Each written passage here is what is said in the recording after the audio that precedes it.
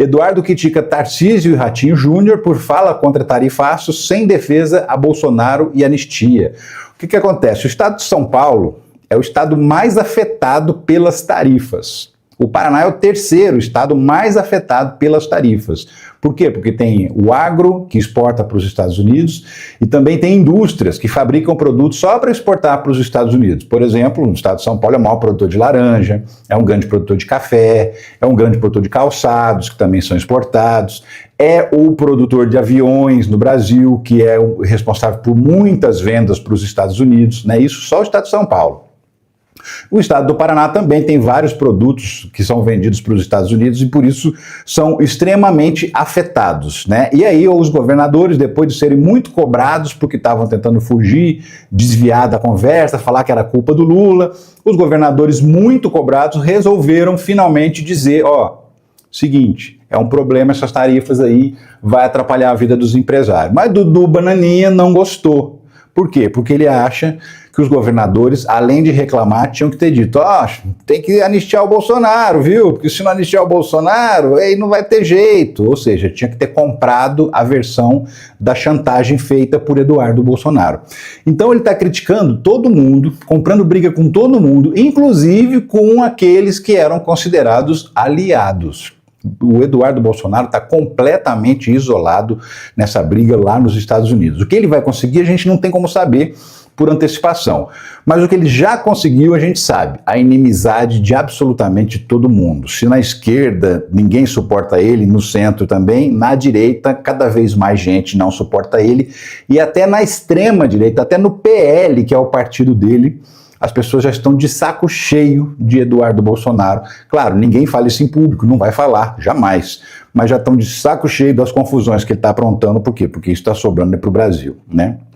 Inclusive Lula falou dele também. Fez uma menção, olha só.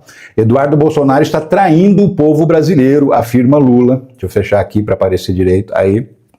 Ele fez, nesse pronunciamento que ele fez hoje, ele falou que é muito triste o que está acontecendo, você vê essas tarifas e você vê um deputado licenciado, uma pessoa que foi eleita pelo povo brasileiro, com uma votação considerável, teve 700 e tantos mil votos, né, pelo estado de São Paulo e agindo contra o estado de São Paulo e o Brasil, porque o que ele está fazendo lá causa diretamente um prejuízo bastante elevado, né? Então o Lula diz que esse cara é um traidor do Brasil.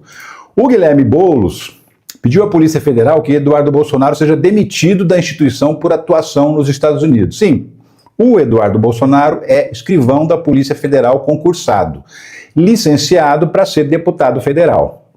Ele já responde um processo administrativo dentro da Polícia Federal por conta de ter atacado o delegado responsável pela investigação do pai dele, xingou, cometeu um monte de ofensas, enfim. Há indícios até de que esse delegado andou sendo ameaçado por outras pessoas e a família Bolsonaro pode ter algum tipo de envolvimento com isso, segundo sugere o próprio delegado. Então existe um procedimento administrativo contra ele, procedimento administrativo disciplinar, que pode levar à demissão do Eduardo Bolsonaro da Polícia Federal. Militar aparece de farda em interrogatório no STF, mas é obrigado a trocar de roupa. Pois é, ele foi lá de farda, aquele fardão, né, de traje de gala que os militares usam, e o Xandão falou, não senhor, vai trocar de roupa, vai botar aí um terno, uma gravata. Por quê? Porque quem está sendo julgado aqui não é o militar do exército, é o cidadão que por acaso era militar, mas é o cidadão que tentou dar um golpe, é o sujeito, a pessoa física, não a pessoa jurídica das Forças Armadas. Quem transmitiu esse recado foi o juiz auxiliar, porque não é o Xandão que estava lá sentado diante dos caras colhendo o depoimento, era o juiz auxiliar, né? E ele disse, é determinação do Alexandre de Moraes que ninguém esteja de farda. Por quê? O cara vai de farda para tentar criar uma espécie de intimidação, justamente com essa ideia de que, você está julgando o exército, hein? Só que aí o juiz falou justamente o contrário, não é o exército que está em julgamento aqui não, viu? Quem está em julgamento aqui é o cidadão, então tira essa roupa do exército para não influenciar, para não tentar passar essa imagem pública de que é o exército que está no banco dos réus, porque não é. Quem está no banco dos réus é o cidadão. E aí acabou tendo que trocar de roupa. Não só ele, tinha um outro também que já estava de farda e teve que trocar. Foram 2 militares que tiveram que trocar de roupa para prestar depoimento sem a farda do Exército. E aí, um dos coronéis, olha só, o coronel confirma a existência de carta para pressionar alto comando a participar do golpe. Bernardo Romão Correia, coronel, ele falou o seguinte, olha, eu não concordava com o conteúdo do documento, com essa carta, enfim, eu estava ali no rolo, estava ali na turma, mas eu não concordei não, mas mesmo assim foi, né? Por quê? Porque ele sabia que era um ato de indisciplina, porque era o pessoal de baixo na hierarquia do Exército, pressionando o alto comando a tentar aderir ao golpe. Então tinha carta, tinha ataque nas redes sociais, tudo isso foi feito por 2 grupos distintos e essa carta foi elaborada, foi assinada por diversos integrantes do Exército que eram golpistas e que queriam convencer os generais do alto comando que eles tinham que embarcar no golpe de Estado. Então ele confirmou que de fato existiu essa pressão e essa pressão que foi determinada, vamos lembrar, segundo a investigação apurou, pelo Braga Neto, que é do núcleo 1, o núcleo principal dos golpistas. O Braga Neto era o chefe dessa turma aí, né? O chefe dos operacionais, tanto do pessoal que ia assassinar o Alexandre de Moraes, quanto do pessoal que pretendia prendê-lo, porque tinha na minuta do golpe, dizia que ele seria preso, depois o plano era de assassinato e sumir com o corpo dele, desaparecer com Alexandre de Moraes, né? Até plano de enforcamento foi encontrado nessas investigações do golpe de Estado. Enfim, então ficou confirmado que de fato existia esse planejamento para pressionar o alto comando do Exército para ver se convencia os generais a aderir ao golpe, coisa que não aconteceu, né? Ó, encontraram um celular, no celular do Bolsonaro, um monte de conversa, um montão de conversa, mas assim, não é agora que esses dias aprenderam o celular dele, né, quando foram colocar a tornozeleira eletrônica, aprenderam o celular do Bolsonaro. Só que essas conversas dessa apreensão agora ainda não vazaram não, mas vazaram outras conversas de 2023, sim, em maio de 2023 o Bolsonaro teve o celular apreendido pela Polícia Federal na investigação do golpe de Estado. E aí encontraram lá uma série de conversas, mas assim, muitas? Não muitas, porque o danado tem aquele negócio de apagar as mensagens a cada 7 dias. Então, veja bem, só encontraram mensagens que tinham 7 dias de prazo, a maioria. Tinha uma ou outra mensagem que não era assim tão importante, ou não era uma pessoa tão estratégica, que não tinha essa ferramenta de apagar em 7 dias, mas a maioria das conversas apagavam-se automaticamente em 7 dias. Então, foi apreendido em maio de 2023 e daquela data, 7 dias para trás, tinha conversas no celular e essas conversas mostraram, por exemplo, que ele estava tentando articular uma CPI contra o Alexandre de Moraes, a CPI do abuso de poder era o nome que eles estavam dando. CPI contra Moraes e viagem a Israel, os diálogos que a Polícia Federal encontrou no celular de Bolsonaro.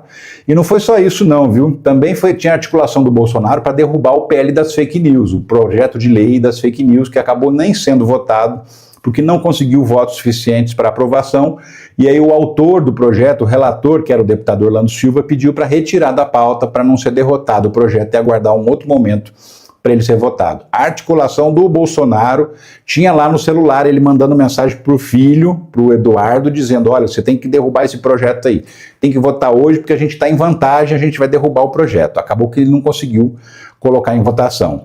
Mas também estava lá conversa dele articulando assinatura para a abertura de uma CPI do abuso de poder do judiciário, era o nome que estava sendo proposto à CPI. Né?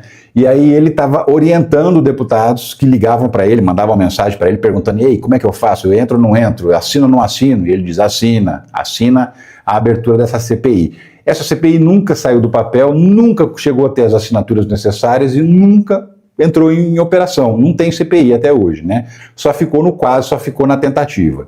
Agora tem um diálogo curioso também com um ex-ministro de Israel que convidou o Bolsonaro a passear em Israel com tudo pago. 14 dias com tudo pago, ele mais 3 pessoas passeando em Israel. Essa foi a oferta que ele recebeu e está lá a conversa. Essa é uma das poucas conversas que eram mais antigas, era lá de 2023, logo depois que ele saiu do poder, ele recebeu esse convite para ir passear em Israel. A maioria das mensagens, como eu te disse, apagavam depois de 7 dias, mas essa é uma das conversas que ficaram ao longo do tempo, que talvez o Bolsonaro não tenha considerado assim tão importantes, e por conta disso não apagou, não ativou lá o sistema que apaga as mensagens a cada 7 dias, né?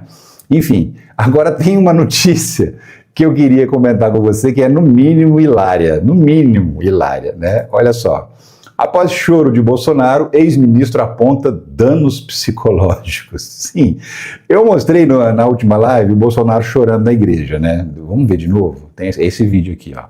Olha só, a oração correndo e o Bolsonaro chorando que nem uma criancinha, copiosamente, olha lá, né? Em desespero de choro, né?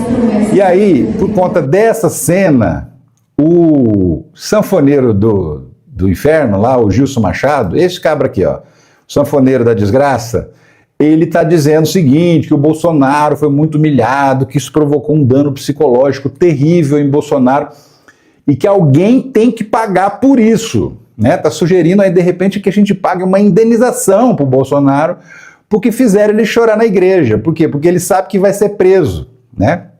O sanfoneiro da desgraça, ele fica falando que o Bolsonaro é uma vítima de perseguição e que essa perseguição implacável tem que acabar e que fizeram o homem chorar e que por conta disso temos que indenizar.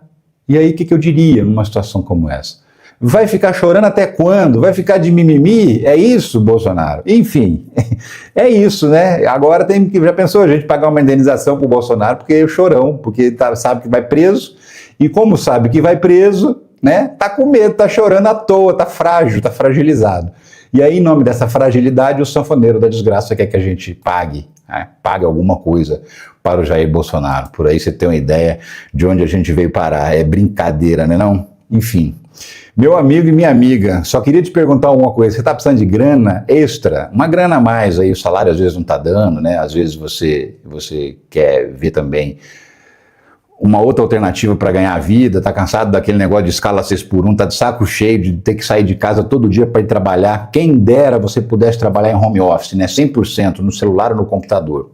Pois tem jeito, e um monte de jeitos, viu? Existem inúmeras formas de se ganhar dinheiro pela internet. E o Carlos Matos tem as duas, ele tem o emprego dele e também trabalha online, 100% home office, entrou em contato com o Clayson, e olha só a mensagem que ele autorizou a gente a mostrar, que depois de 10 horas de trabalho na fábrica, mesmo cansado, estou aqui me dedicando, queria compartilhar o resultado desse esforço. Olha lá, $643, isso é R$3.200 mais ou menos, na cotação de hoje, isso de renda extra, fora o salário que ele ganha na fábrica, né? Mas ele não é o único não, o Paulo Rodrigues já é dedicação integral, ele já não tem um outro emprego, é 100% do tempo dele dedicado a esse trabalho em home office. 4 meses de dedicação, olha lá, $2.154, isso dá mais de R$11 mil por mês. Tá feliz da vida, não quer saber de outra vida. E a Cláudia Oliveira, então, nem se fala, olha só, $3.134 por mês. Ela já até saiu do emprego antigo dela. $3.134 dá mais de R$16 mil por mês, quase R$17 mil por mês, que ela tá ganhando. Sem dedicação de 8, 10, 12 horas, ela faz o tempo dela, ela trabalha a hora que ela quer, trabalha dentro de casa, podendo cuidar de outras coisas, inclusive. Se você também quer conhecer essas possibilidades, o que eu te aconselho? A clicar no link que aparece aqui na descrição do vídeo, aqui embaixo. É o primeiro link que aparece logo em cima aqui. Você vai abrir uma conversa com o Clayson. Olha só, aqui é um dos vídeos, eu vou mostrar para você, tá vendo? Se você está assistindo o vídeo no YouTube, tá vendo aqui embaixo? Trabalhe em casa com flexibilidade de horário, ótimos ganhos. Tem um link aqui, ó. Você clicar aqui, vai abrir uma conversa no WhatsApp. E o Clayson vai te explicar tudo. O mais importante é o seguinte, que eu já te explico, ele vai te dar um treinamento gratuito de 3 aulas que você vai conseguir entender tudo, porque isso é trabalho sério, tá? Isso não é bet, isso não é tigrinho, isso não é pirâmide, não é nada disso. Trabalho sério para quem está interessado. Então, se você está interessado, clica no link que aparece aqui na descrição e, de repente, isso pode mudar a sua vida.